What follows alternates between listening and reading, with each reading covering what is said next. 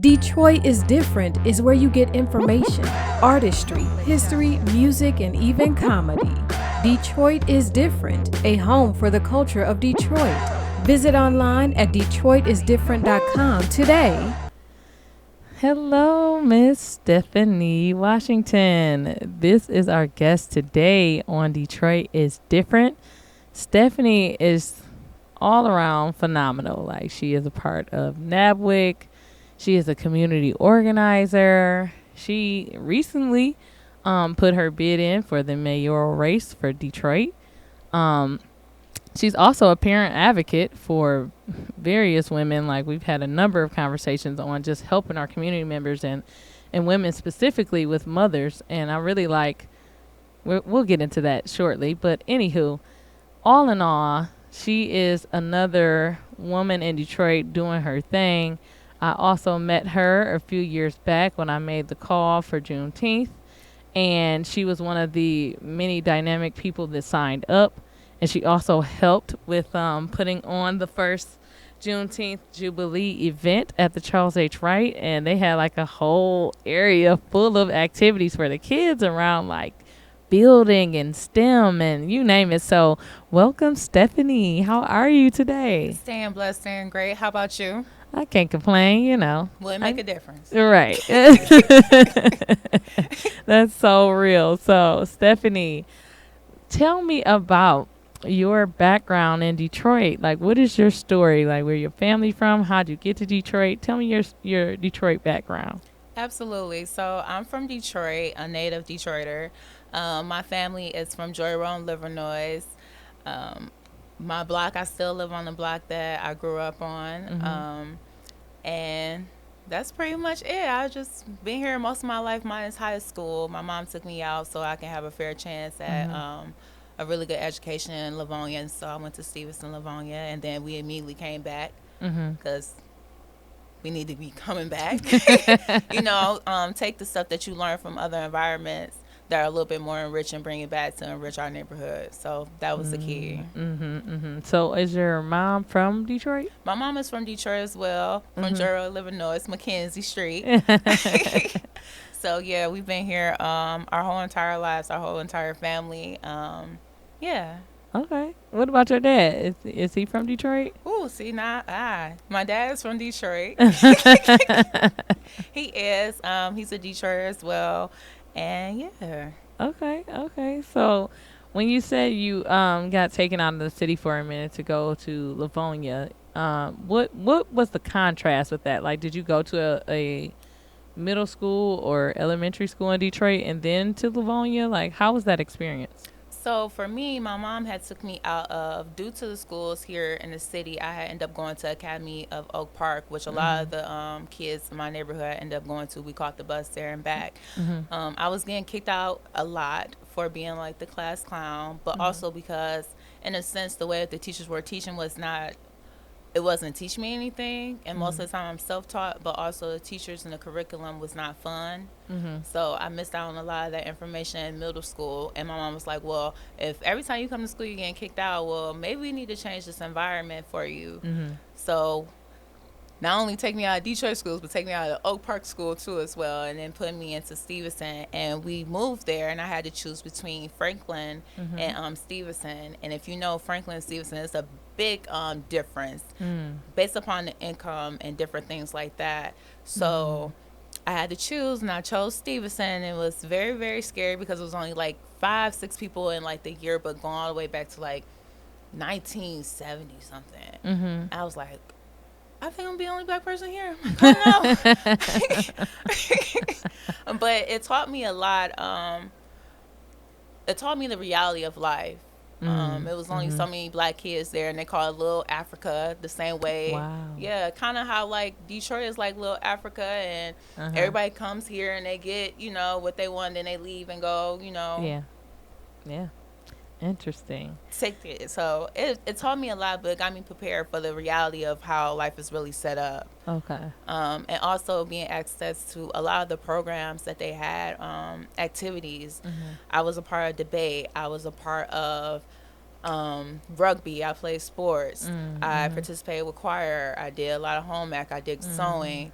And also career development. So I also was a part of culinary arts where they had the students run a restaurant.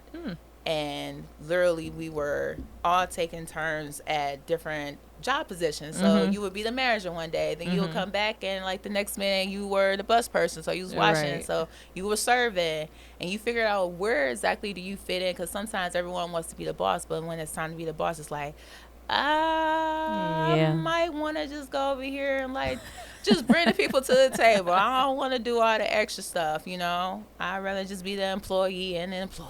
That's real. That's real. So speaking of being the boss, okay, I would like to talk about your recent bid in the mayoral campaign. So tell me about your influence, or should I say your inspiration for wanting to run for mayor. Absolutely.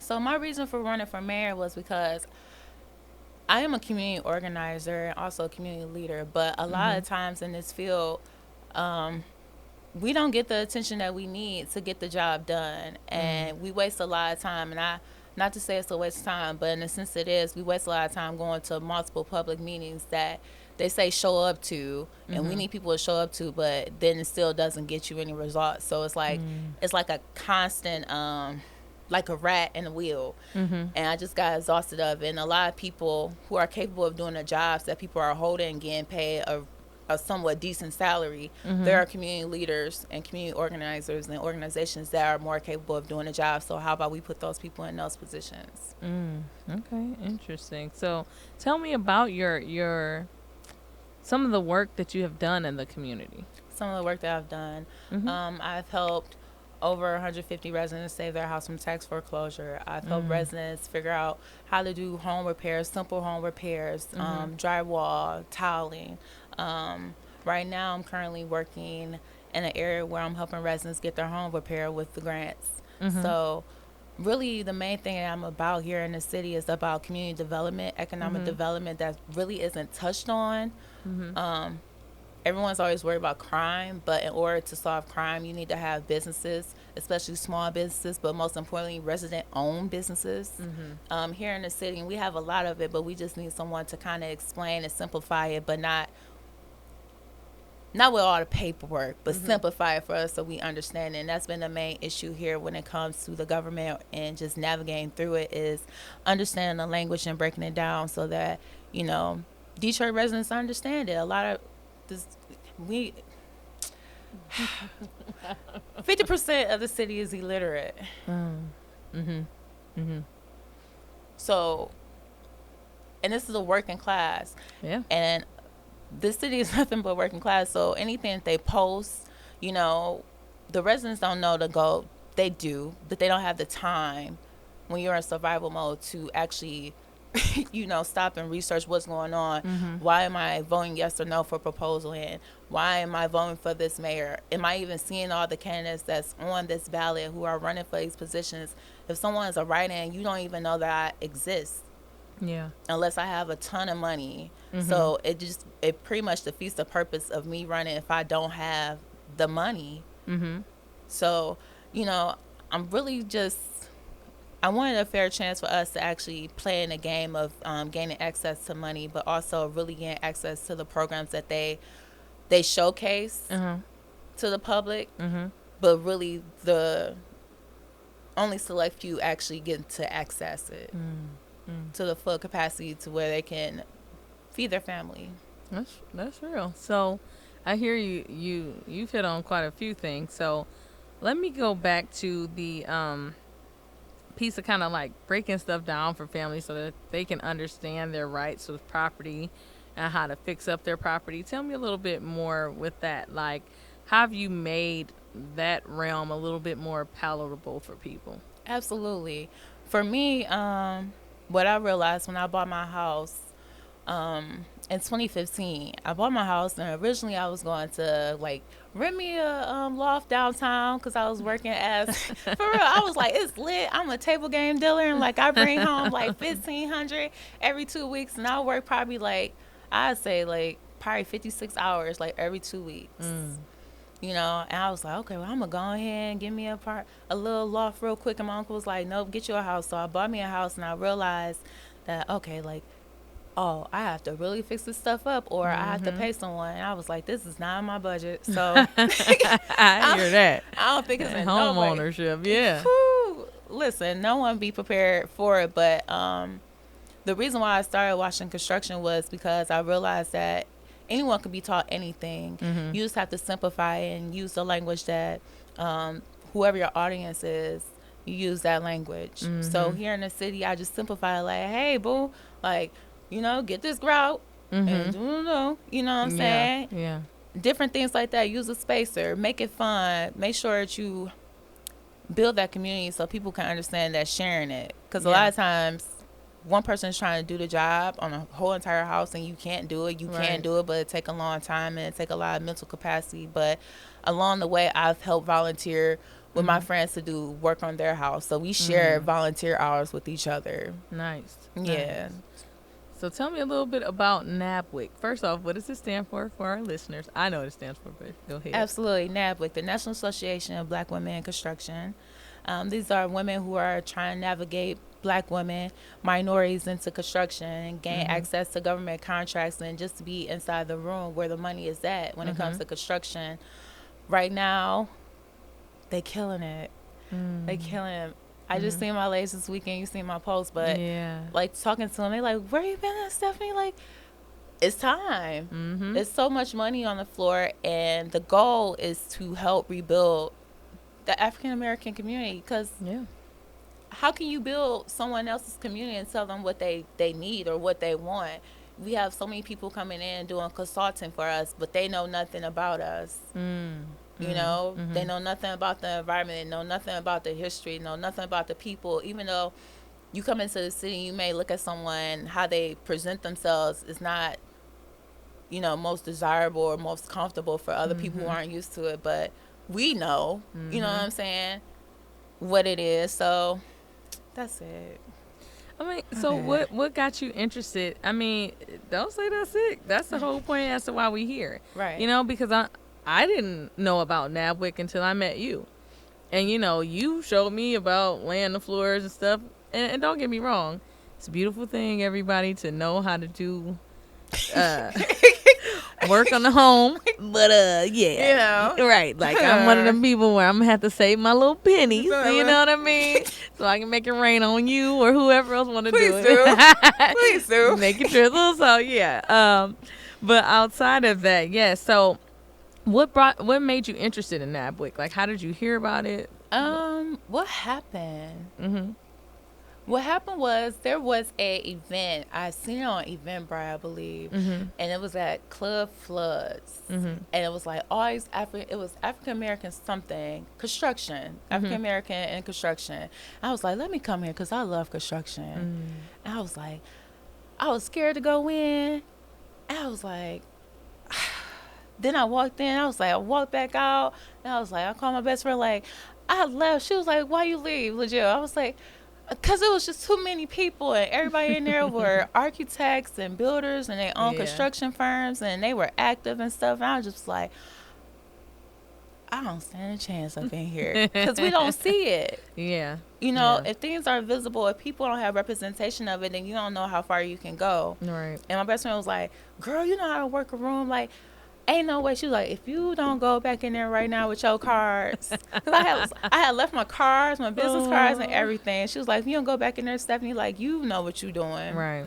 Get the confidence, suck it up, wipe your face, everything, go in there. Right. And so I went back in there and I talked to the people, got a couple cards, and then I had met Justin Cole, who is the Michigan Minority Contractors Association. And he was like, well, you need to go ahead and connect with NABWIC. I was like, well, who is NABWIC? And then he introduced me to Tylene Henry, and she is our Detroit chapter president. Tylene, doesn't she do June 19th? Yep. Yeah. She good people. Listen, Tylene is like, she a walking monument. Very valuable. And you know what I'm saying? If it wasn't for her, I probably wouldn't be so far where I'm in right now as a mentor. She has helped me so much and pushed me just forward and put me in so many different rooms and opportunities that I probably would never have if it wasn't for her and NABWIC. That's what's up. So what made you start loving construction anyways? What made me me love construction. I'm gonna say because I know what it can do. Okay. I love construction because I know that equals economic development. And coming from the city, I think also me having the opportunity to live in Livonia and just see how things work and function properly. When you properly see how things are, like getting your trash picked up.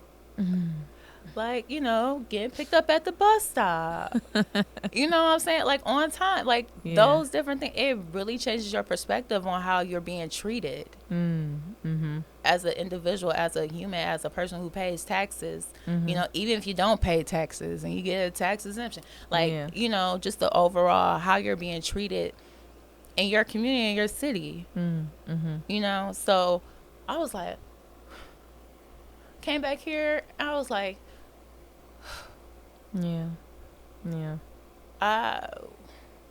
like this is not, none of this is normal. And even still right now in different situations, I'm learning that I'm getting emotional. Don't be there. For real, no, because seriously, a lot has happened all within the last like couple of months, and you realize how much the government has really not looked at their workers or their residents. Last week, Highland Park was over here off of 6 Mile trying to help. Who was this? Highland Park was helping Hamtramck. No, Hamtramck came all the way over here. Their fire department came all the way over here to Highland Park to help them. And their fire station engine, the truck, stopped. So they had to get towed, like right up the street from helping Highland Park. And I was like, wait, what? So you think that it's just happening in Detroit, but everyone's getting played. Yeah. You know what I'm saying? And it's just like, I don't know. It's a lot. It's a lot. Yeah. And a lot of times what it is that we don't know the policies, and the policies aren't brought to us face forward. They don't teach policy in schools. They don't teach the government system. They don't teach none of the stuff, the skills that you need to survive. See, I guess that's the thing that I guess I would challenge. They do teach civics, but I think the difference in regards to what, well, I mean, I can't speak for every district, but just from being a former teacher, and teaching social studies, that's a part of civics, like how the government is ran, certain policies, but just in regards to, like you said earlier, making it digestible for people who don't understand that. Because if I'm looking at a bunch of jargon in a book, or I'm just learning about how a bill becomes law, you know what I'm saying? Like, it's meaningful, but again, like you said, you're talking about things that are more tangible in the sense of like, this is literally where I start in regards to making change. This is literally where I start in regards to building my community or what should be done. And again, even for myself, like, I'm educated, and I'm doing air quotes because it's like, that means something different to everybody. But again, with saying that, it's still stuff that I read like, what does this mean? Exactly. Like, I don't even know what this is, and I don't know if I should vote for or against it. Like, Seriously though, seriously. Yeah. So that's why I just really appreciate what you were saying earlier in regards to making it palatable. But I find it interesting that you say, how to survive. You know what I mean? Because I had heard a quote that was saying like, Black people teach their kids how to survive. White people teach their kids how to live. Period. And, with your background and experiences of going to a predominantly white high school and coming from Joy Road and everything, like, you live the contrast, So what are your thoughts on that quote? Because, you brought up survival, so I'm interested to know your thoughts. It's definitely true. But I want people to realize this. Oftentimes, people think because the kids live in Livonia that they have a better life or life is easier. And in some sense, it is. But in some senses, it's not, because they deal with the fact of now they have to go out here and get this paying job, and they have to follow their family league as well. And there's a whole nother game that they're playing that we're not even playing. Like, this is about class now. We're not even talking about just trying to obtain money now. We're Black people, African American people are just trying to obtain money to survive and live their daily life. White people are trying to figure out, well, how can I get to the next class? How can I make sure that I can fit into the same lifestyle that my family has, but I don't want to do the same job because it's not fulfilling. I had a lot of friends I had Asian friends who were supposed to take on like the nail salon. And they're like, I don't want to do the nail salon. Like, I don't want to do that. Or friends who had to go in, they work for their dads for the gas station. Like, I don't want to do that. Like, you know, different things like that. White people who like, I don't want to go to school and be a doctor. And even though we look at that like that's a luxury and stuff like that, it's a different playing field. But what I really, really learned is that the contrast is that education is key, but also the way that it's taught. And the way that the system is set up and the way that the curriculum and the way everything is taught, they've been trained. They've been conditioned to understand that Black people, African American people, we're just now getting in the game. You know? Even though we think we're so far behind, we're doing pretty good to learn a language and come from absolutely, you know, from not having no language, having one, having it snatched away, then learn a new one. You know what I'm saying? And this is the only way for us to navigate through it is through their language. And I've always constantly debated and argued when I got in the room is that no one is playing for the African American people dialect. And the lady brought this up to me yesterday. She was like, you know, the thing that everyone has when they come here is they have a language. This is how they keep their community sacred. This is how they keep the money flowing with each other. This is how, and African American people do not have their own language. Our language is the white man's language, the king's language. And every time we make up a plan or something, it's never as effective as it can be because it's their language. Interesting. I say interesting because I think that's a unique perspective. It's a real. And I guess I never thought of it in that nature, in the sense of like speaking their language on so many different levels. You know what I mean? Like, and just on a very foundational level, that's real. Yeah. You know? That's real. So you can think that you're doing something, you know, you can type up a paper and do the best research and do everything. And you can turn it in and you say, here you go, I'll use your language and everything. And they can come in and say, nope, like this. Yep. And you can be the most smartest African American person. You can have all the degrees and everything like that. But if you don't have that language, like if you can't talk like them, then pretty much like you useless. And most of the time, the African community wants you to act like them as well to get into the room. They don't want you to be African American, the actual product, right? The end product of the environment that they've created. That's so real. Yeah. So tell me about some of your. I mean, that was deep. That was deep. Because they don't be ready for that. I mean, it's just true, and like you said, it just really comes down, again, on a foundational level of education and understanding it. Like, language is so pivotal in that, and just knowing the words to say, knowing what things mean, and breaking it down and read to actually vote conscientiously, you know, or just. Again, like you said, if you writing up a business plan, or if you got an idea, like making that into reality and understanding how to play the game, but it really starts with the language. So it really was, I mean, it really was profound what you said, and it sparked my mind going, because you already know I live on my soapbox. You know what I'm saying? But you know, people think, we started talking about vision boards and, you know, writing down your plan. Well, how exactly can you write down your plan or make your vision board if you don't know the right words to use or how to write those words, or, you know, where to even start at? You know, a lot of residents, I always advocate and always try to take people to start, like, going to a library, get a book library book card, because if you don't know anything, the library is the most valuable thing in the whole entire world. Like, you can get whatever it is that you want there, whatever it is that you want to be. They got a book for it. That's true. Period. It's And it's always a free. book for it. And it's free. And it's free. Yes, yes. So tell me about some of the other things that you do, either within the community or as an entrepreneur. Let me know about your other projects that you're working on. Absolutely. So right now, I am starting my clothing line. Okay. SKW is coming out. I believe so. August. Okay. It's for professional wear for millennials. Because I always get fussed out about the way I dress, and because it's so it's short. I'm young, y'all. So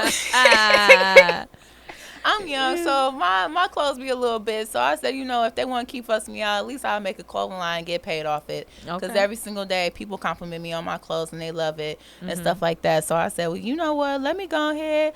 Got me a manufacturer. Looked at a couple fabrics to see that fits me and match me and match the stretch of my body so it can cover, the little boom, boom, boom. Had me slapping. Every woman know that. What is that? The little stomach, a little boom. They don't care though. It be lit. But nevertheless, I just feel like when it comes to professional clothes and stepping in the room, there really aren't too much you can choose from that makes you happy, that has color. Everything is like so tight and conformed and like it's so old lady looking. And I'm just like, well, where the pink at? Where the green? Where the colors at? You know what I'm saying?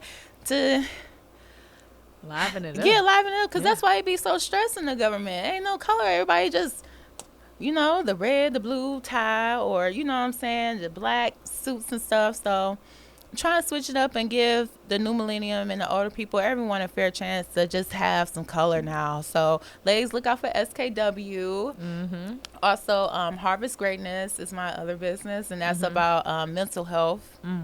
So really what I'm doing with that is comfortable conversations.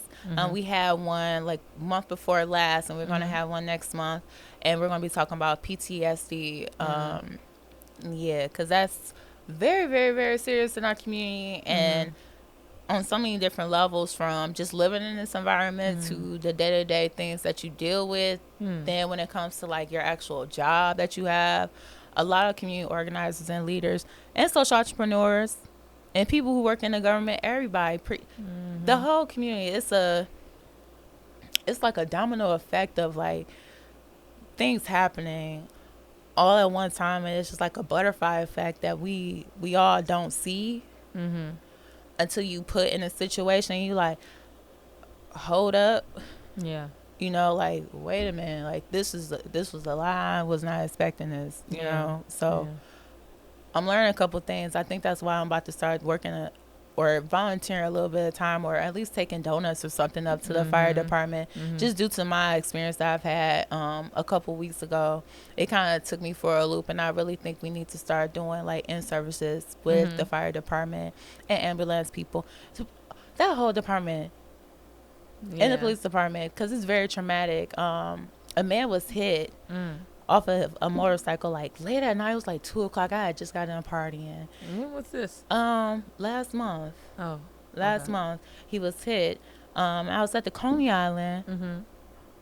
I was living my life. It was 2:00, y'all know, it was party time, but nevertheless everybody was out and the guy got hit, and I had looked and it was like somebody got hit, and everybody was just standing around there just looking at this man, and I had ran over there like helped him, everything, like, you know what I'm saying, was holding this man. He almost died and everything in my hands and everything like that. And the fire department came, and it made me realize, like, first of all, that was a very traumatic moment for me, but it made me realize when you see the ambulance people or firefighters coming, you wonder why they're not coming to you fast or running to you or super duper compassionate. Imagine on a daily basis of constantly having to see that, you know, and at some point in time you have to turn it off. Yeah, to you deal. get desensitized. Yeah, you get desensitized. Because I was confused when the firefighter came up and he wasn't all super. But when I went home and I was washing myself and washing the blood off of me and went through all my emotions, I I finally understood why they, Yeah. when they pull up, they have that attitude, and it's not so much like they like, I'm just here to do my job. Yeah, like it's new for you, but it's It's it's a regular day for them. yeah. Yeah, and that's so real, Steph. I can't even lie, because even when I was in the classroom, I used to hate when my students would film fights, because to me, like, just the normalizing of the violence amongst one another, Yeah. and posting that, like, now your trauma or your beef or your issue is now going from just being at your school to being online and maybe going viral, and then constantly seeing young people fighting each other, and more times than not it would be black people, you Yeah. know.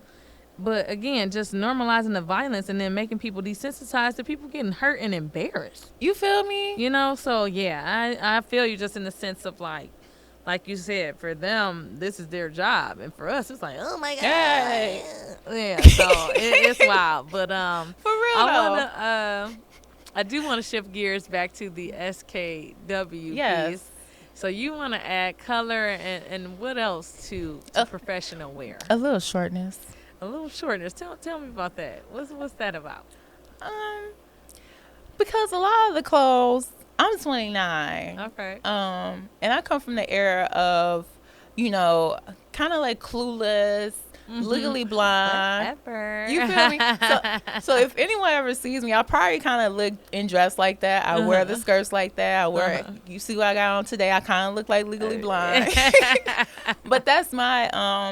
I'm more of a preppy type of young lady. That's the way I dress, and I don't really see too many African American preppy black women in the city of Detroit, especially now for Joy Road and Livernois. Okay. It is not over there, but they're slowly getting there because representation is key. So I'm building young ladies, and they want their little heels and their little skirts and their little dresses and stuff. Not too short, y'all. Don't come for me, grands and aunties.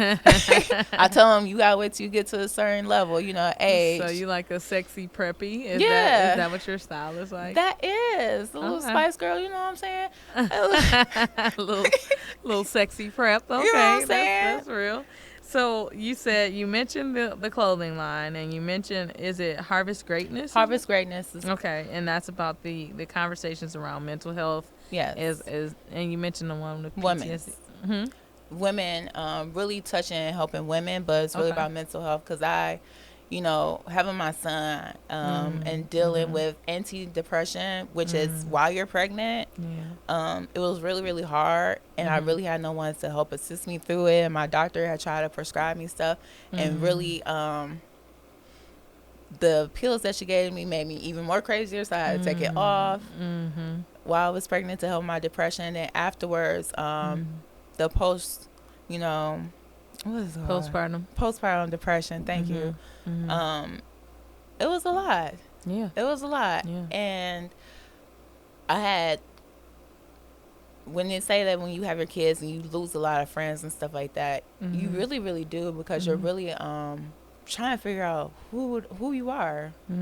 Who you are. So the same person that you was before you had your kid, you are probably not going to be that same person when you come back. And that's if you come back, and if you have an environment that is built for you to even come back, because a lot of times women aren't in the environment to do that. Right. Women are pregnant, then some of them can't go back to work. Some women end up just being stay-at-home wives. You know what I'm saying? And that's not a fulfilling life. I tried to do it, and I was like, oh, this is depressing.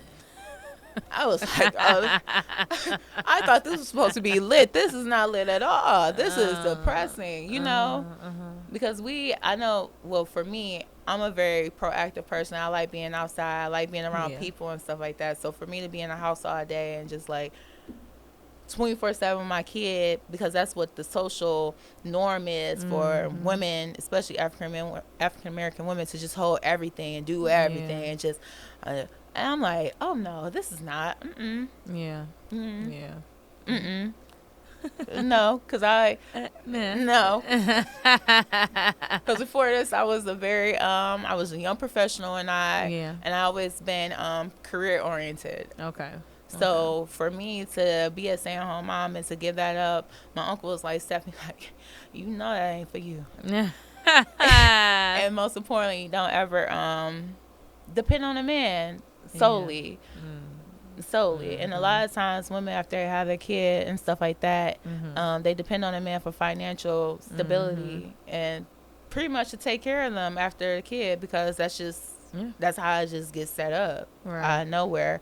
And I've seen a lot of women go through a lot.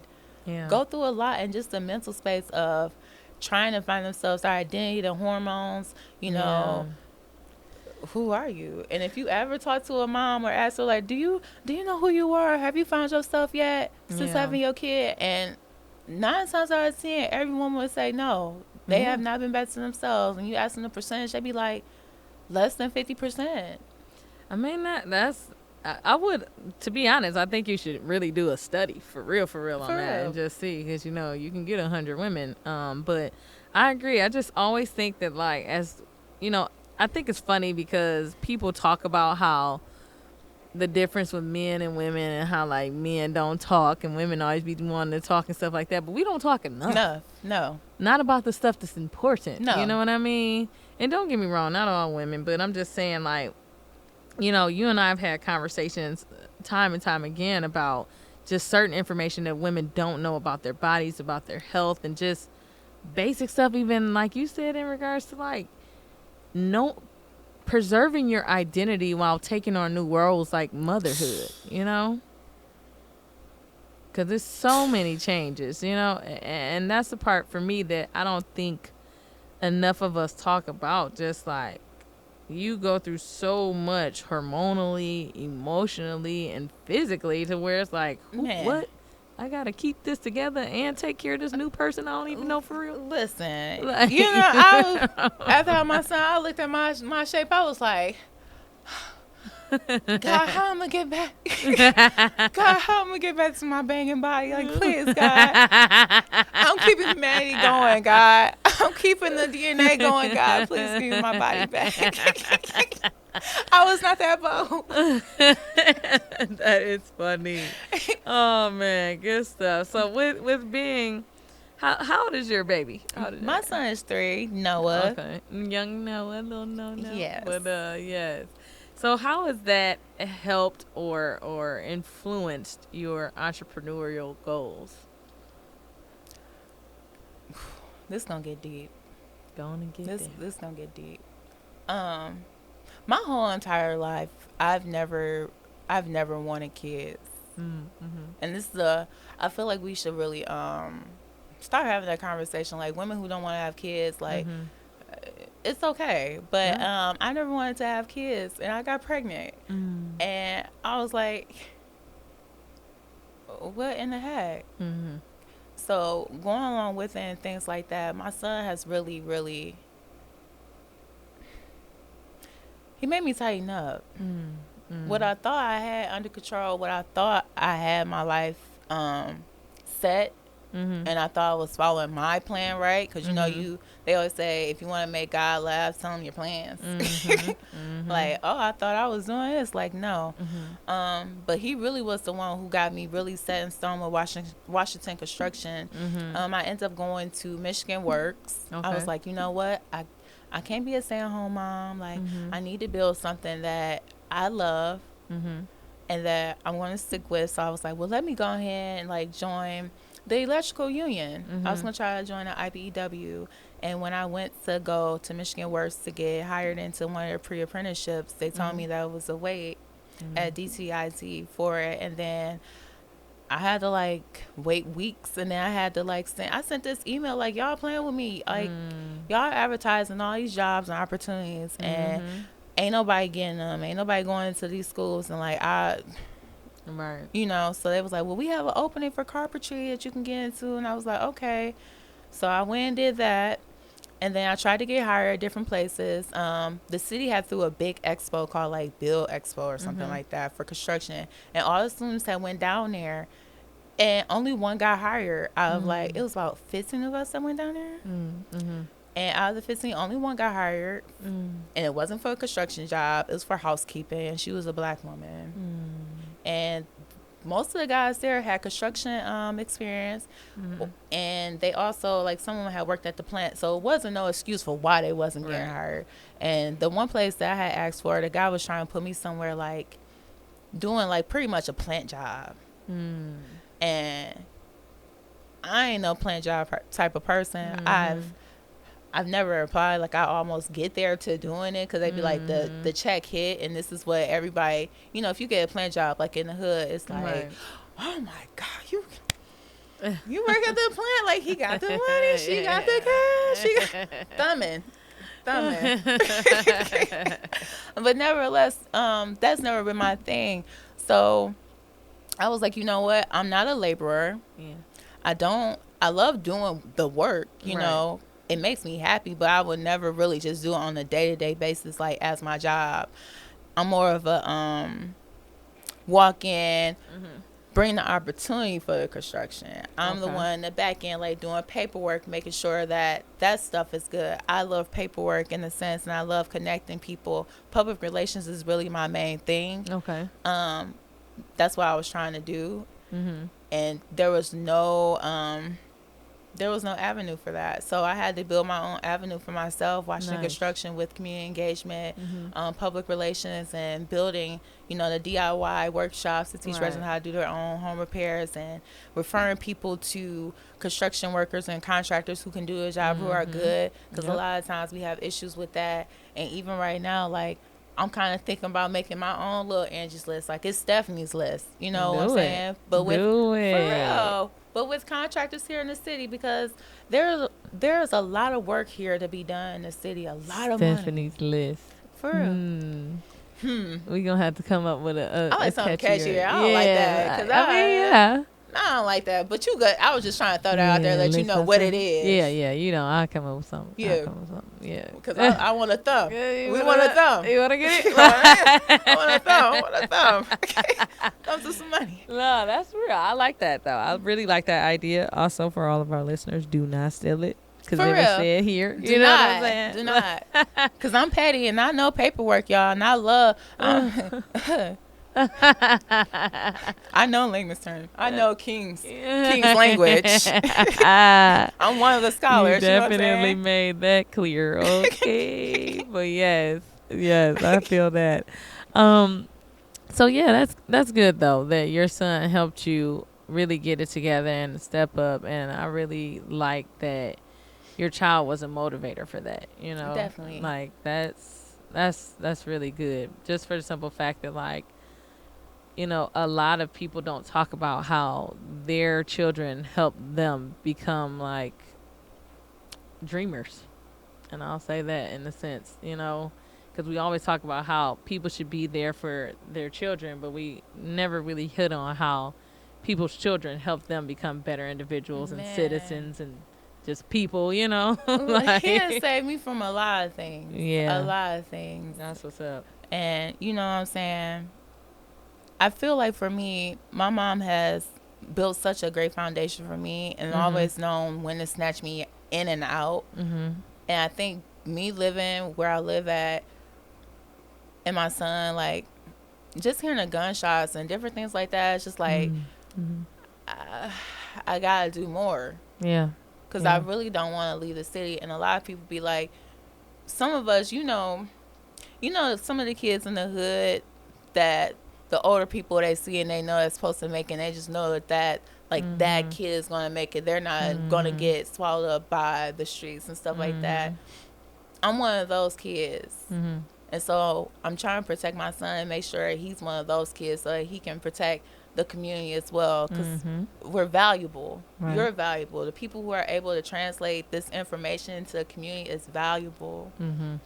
So I need him to be a walking monument just like me, and he is already, and I constantly implement that into his life. I tell my son he can be an architect. I bring construction around him. I don't just talk about sports with my son because I care about sports, but that's not my main thing. I need my son to understand that, like, there's other avenues. Like, my friend, he's a pilot, and he was just showing on Facebook, like, $247 an hour. And he minimum 75 hours, like, if you work it or not. You know what I'm saying? legal ways of getting it, because you gonna see a lot of people in the hood eating good, Right. delicious, like they eating good, y'all, but they do it a different way. Yeah. Yeah.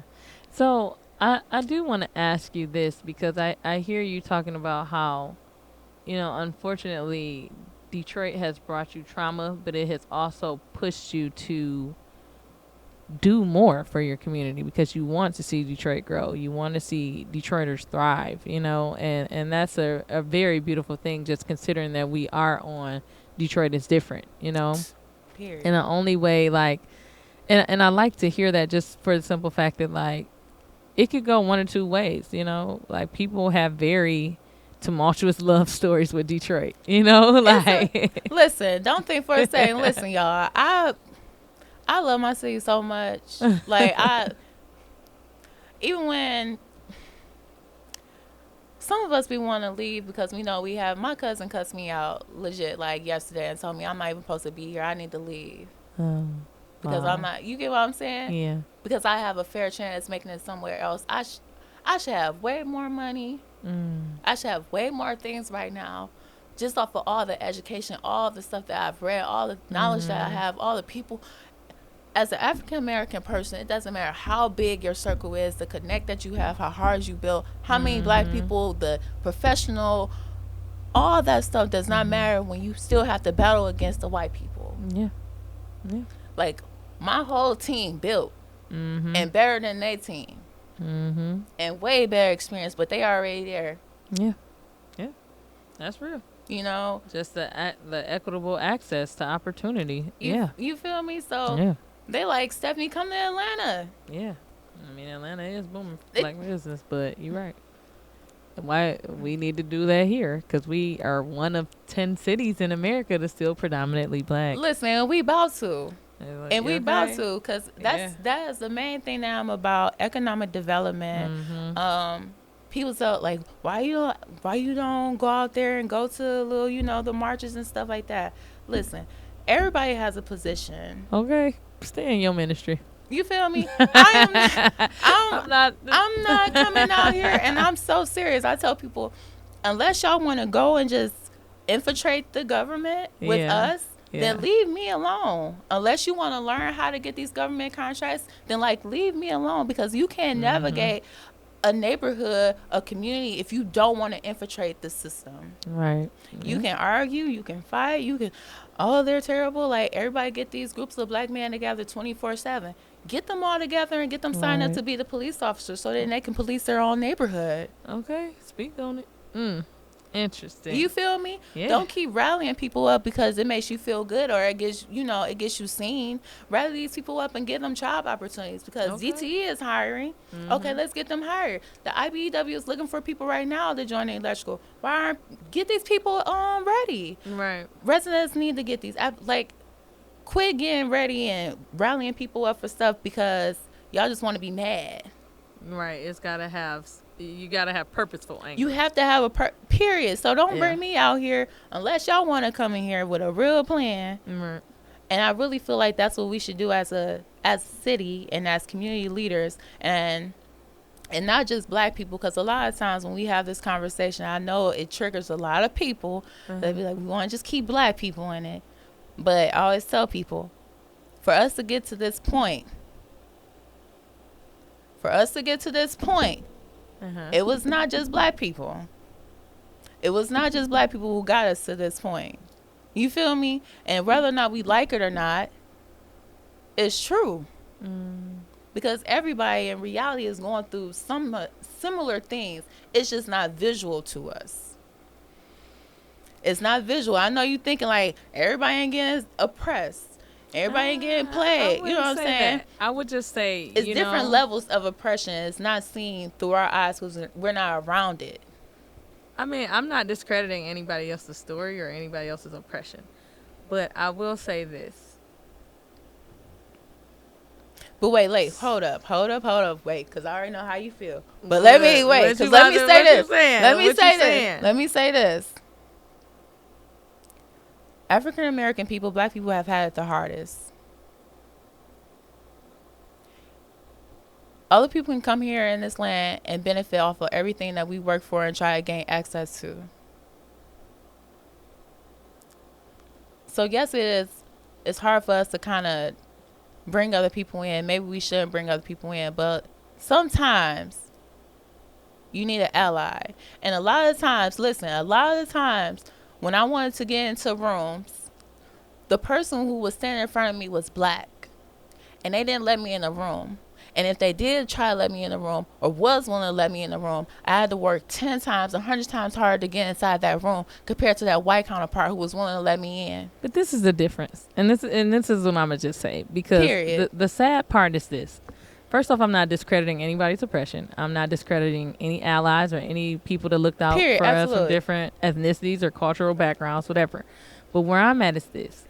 First off, when it comes to our people and leading and being in positions, we have to understand that a lot of the conditioning in regards to whiteness and being tools of white supremacy has infiltrated our own people. Okay, so yeah, it was harder for you because, of course, those people who thought that they made it, they're challenging or struggling, should I say, with the duality of being black and also being quote unquote successful. Period. And in this country, we have been conditioned, like I said, to believe that to maintain and or have success is to be white and to practice whiteness and to do things in a very competitive sense when we have a collective background. Okay. So I'm saying all that to say that, you know, I feel where you're coming from. We do need our allies and we do need people, but one thing that we need to start changing the narrative around is collectivism. And we need to also understand that Black people can do stuff. And that don't mean we exclude nobody, ain't giving nobody their credit, but we don't give each other enough credit. You know, because there were several thriving Black-owned, operated, and funded cities in America that got bombed, that got raided, that got terrorized. So it's just like the oppressors terrorized people who were being self-determined African Americans and then ruined our forms of economics in regards to collective economics to make us more reliant on this capitalistic system that we have in America. And don't get me wrong, like, it's messed up, but if you terrorize when you making money, then you gonna rely on the person that did that to you. And until we get to the point of being the examples and making sure it stays Black, you know, and being very explicit about this is an ally and this is us. Now that's the key. Cause you know what, when we hit on that conversation, that's a lot of times it's like, is that person a real ally or are they just someone who's trying to infiltrate this whole project? You get what I'm saying? Now that's when we start. That's why it'd be such an argument. It'd be because it's like, we didn't got to play so much by them. And that's the thing. Like I said, you right. You know, we done had our run-ins for sure. And I hate that you experienced that with fellow people of the same phenotype. You know, I'm sorry you had to go through that. It's life. But again, it is life. But it's life until we change it. Period. So, you know, I'm glad to hear all the things that you're doing in the community and all the goals and aspirations that you have, because that's what's going to change the narrative. That's what's going to be the example for your son or other young women, or when you step in your little sexy preppy outfits. Okay, but yeah, you can't be disrespecting the grandmas out here. But Grand, you know what? No. Once upon a time, you was me, Grand. Stop. Use it while you can before you lose it. So, good time. So this has been a very, very fruitful conversation, and I'm not gonna lie, I've enjoyed all of it. But I do have a few questions for you that is just a part of the Detroit is Different interview. Period. So first off, what was your very first car? You know, we the Motor City. Period. My first car was a Cavalier. It was a tan Cavalier, like a 1996 Cavalier. Nice. So where were you driving in the Cavalier? To high school and to food. I told my mom, like, when I first get my car, the only thing I want to do is just try all the restaurants because I'm greedy and I love food and get dessert. So that's all I did, is just like go to restaurants and like try food and go out with my best friend, like drive to school and go to my after school activities. So school and food. That's cute. That's it. That's cute. Okay. Did your car have a name? I have that one. a name. All my other cars had a name. She didn't have a name. That's bold. That is bold. And we went through so much. She was so litty. A little cavalier. But my other ones had banging names. Banging. That's funny. Yeah, that's real. That's real. So, Yeah. if you were a DJ at the end of the fireworks on Woodward and Jefferson, what song would you be playing? What song I be playing? I don't. Do you want the truth? Like, do I have to act like I'm like, not? Come on, lit, you from lit? Joy Road, Exit 9? For Come real, y'all, because I'm lit. lit. Honestly, true for y'all, I would say Oberrollin'. Mm-hmm. And if you know him, he's a Detroit rapper. I'm going to say Oberrollin' Flourish. Okay. And if you listen, I hope y'all listen to it because that's one of my favorite songs. And I be promoting him. I be shouting him out. He don't never repost myself, but I like him. I've been messing with him since the beginning. But he lit Oberrollin' Flourish. Check that song out, y'all. It's a Detroit vibe, and it's stay down with your team. Stay down with your Till y'all team. flourish. Okay. All right. Next question. If you could rename Woodward after one Detroiter, who would it be and why? I would say my grandmother. Okay. Cause I mean, that's who that's who I'm doing it for. My grandmother is very valuable, and she really is a staple in my family, and really helped build us into these great women. Me and my mom and my uncle, like my family is strong. Our foundation is strong. No matter what we go through, like it's strong. We anything pop up, like boom. Yep. Houses, when I was younger, my license got suspended. Like, come get me out of here. Tax foreclosure, like we helping each other. Get that house off. You know what I'm saying? Get this off for when it's time for us to purchase houses. We all came together and purchased houses and different things like that. You know what I'm saying? A lot of families don't have that, and you still have to fight and stuff like that. But the foundation that we have and the way my grandma has really raised everyone, it really helped. That's what's up. And then lastly, Steffany, as a Detroiter, what makes you different? I think I'm just a whole different vibe. My whole vibe is different. My energy is a whole nother vibe. And I've come to the conclusion that when people meet me, and someone told me, Steffany, like, when people meet you, you are experienced.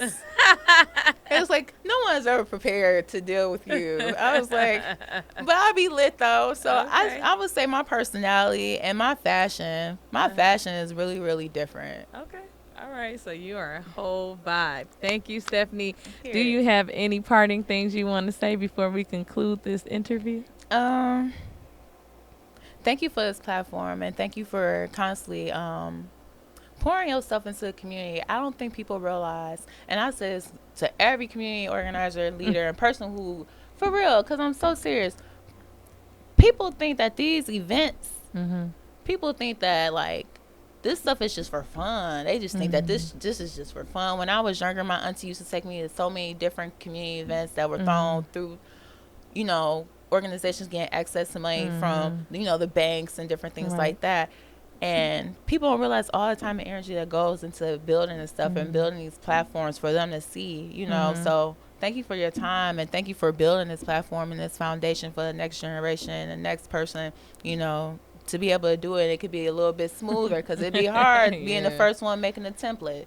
You ain't lying. Templates are necessary. Yeah. And thank you, Steffany. I appreciate that, and I appreciate the fact that you are just another dynamic Detroiter who down for the team. Okay. Period. Flourish. I'm trying to tell you that. Listen to Oberrollin' Flourish. He gonna tell you. Stay down. And thank you for being on Detroit Is Different. Thank you, because we is. Thumbing. Make sure you thumbing, manifesting this extra money. Manifest it, yes. RFPs. Black revolutionaries, distillery owners, Italian fashion retailers, and Motown Grammy winners all share their best stories never before told in any other media outlets on Detroit is Different. Visit DetroitisDifferent.com or download the Detroit is Different app on Apple's App Store or Google's Play Store.